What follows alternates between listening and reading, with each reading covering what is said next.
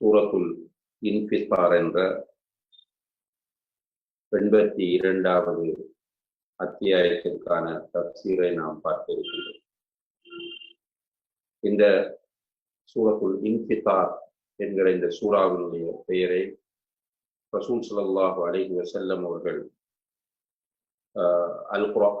பயன்படுத்தும் போது 2 ஹதீஸ்களிலே குறிப்பிட்டிருப்பதை நாம் பார்க்கலாம். ஒன்று, ஏற்கனவே சூரத்துல் தக்வீரினுடைய சிறப்பு பற்றி நாம் பார்க்கிற நேரத்தில் இப்னு உமர் ரலியல்லாஹு அன்ஹுமா அவர்கள் அறிவிக்கக்கூடிய ஹதீஸ், மன் சர்ரஹ அன் யன்துர இலா இன்னஹு ரஅய ஐனின் ஃபல்யக்ரா இதா ஷம்ஸு குவ்விரத் இதா ஸமாஉ ஃபதரத் இதா ஸமாஉ ஷக்கத். யாரொருவர் மறுமை நாளை நேரடியாக பார்ப்பது போன்று பார்க்க விரும்புகிறாரோ அவர் இதா ஷம்ஸு குவ்விரத் என்கிற சூறாவையும் இதா ஸமாஉ ஃபதரத் என்கிற சூறாவையும் இதா ஸமாஉ ஷக்கத் என்கிற சூறாவையும் படிக்கட்டும் என்று சொன்னார்கள். இந்த ஹதீஸ் அஹ்மதிலே பதிவு செய்யப்பட்ட ஒரு ஆதாரபூர்வமான ஹதீஸ் ஆகும். அதே போல ஜாபிர் ரலியல்லாஹு அன்ஹு அவர்கள் அறிவிக்கிறார்கள், ஒரு நாள் முஆத் ரலியல்லாஹு அன்ஹு அவர்கள் இஷா தொழுகை நிறைவேற்றுவதற்காக, அதாவது இறுதி இஷா என்று சொல்லும் போது சுபஹ் தொழுகை நிறைவேற்ற வந்தவர்கள் நீண்ட சூறாவை ஓதினார்கள். அப்படி ஓதும் போது ஒருவர் நீண்ட நேரம் நிற்க முடியாமல் தொழுகையிலிருந்து தனியாக ஒதுங்கி அவர் தனியாக தொழுது விட்டு நபி ஸல்லல்லாஹு அலைஹி வஸல்லம் அவர்களிடம் போய் முறையிட்ட நேரத்தில் அல்லாஹுடைய தூதர் ஸல்லல்லாஹு அலைஹி வஸல்லம் அவர்கள் முஆதை அழைத்து கேட்டார்கள், அப்பத்தானு அன்த யா முஆத், முஆதே நீ ஃபித்னாக்காரனா என்று கேட்டுவிட்டு அவரிடம் சொன்னார்கள், ஐன குன்த அன் சப்பிஹ் இஸ்ம ரப்பிக்கல் அஅலா வத்துஹா வஇதா ஸமாஉ ஃபத்ரத்.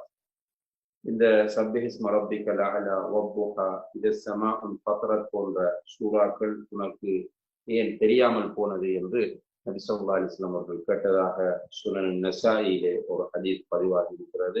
இதை ஷேக் அல்பானி ரஹ்மத்துல்லாஹி அவர்கள் சஹீஹ் என்று குறிப்பிடுகிறார்கள். ஆக இந்த 2 ஹதீஸ்களிலும் இதா ஸமாஉ ஃபத்ரத் என்கிற இந்த சூறா பற்றி நபி ஸல்லல்லாஹு அலைஹி வஸல்லம் அவர்கள் கூறியிருப்பதை நாம் பார்க்கலாம். இந்த சூறா மக்காவிலே அருளப்பட்ட ஒரு சூறாவாகும்.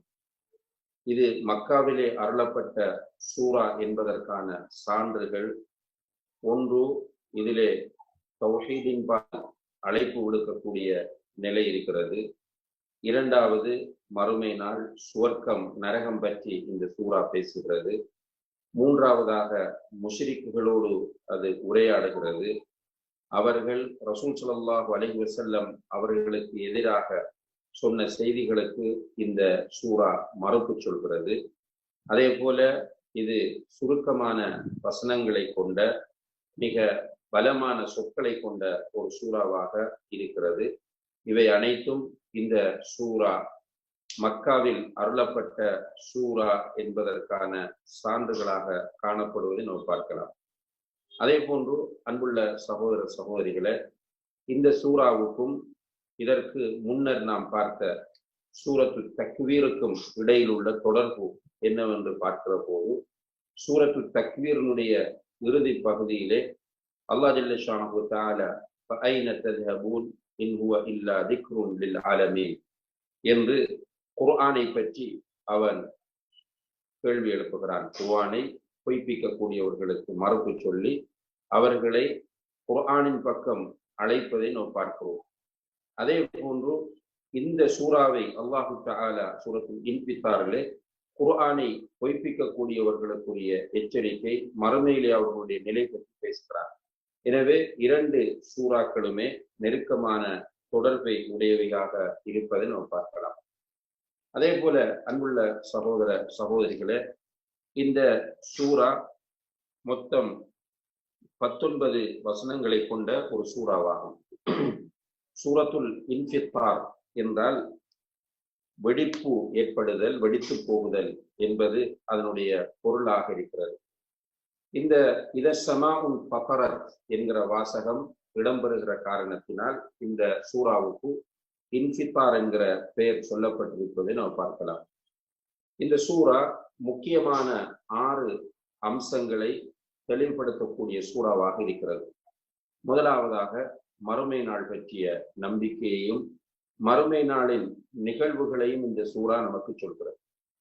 இரண்டாவதாக அல்லாஹுடைய ருபூபியத்தை பற்றி இந்த சூறா நமக்கு தெளிவுபடுத்துகிறது. மூன்றாவதாக மறுமையை பொய்ப்பிக்கிறவர்களுக்கு மறுப்பு சொல்லுகிற ஒரு சூறாவாக இது காணப்படுகிறது. நான்காவதாக கேள்வி கணக்கும் நியாய தீர்ப்புகளும் கூலியும் வழங்குவதை உறுதிப்படுத்தக்கூடியதாக இந்த சூறா அமைந்திருக்கிறது. ஐந்தாவதாக மலக்குகளை நம்புவது பற்றி இந்த சூறா பேசுகிறது. ஆறாவதாக சுவர்க்கம் நரகம் பற்றி இந்த சூறா பேசுவதை நாம் கவனிக்கலாம். இவ்வாறு இந்த 6 மைய கருத்துக்களையும் அடிப்படையாக வைத்து இந்த சூறா அமைந்திருப்பதை நாம் பார்க்கலாம். இது முக்கியமான ஒரு அம்சமாக இருக்கிறது.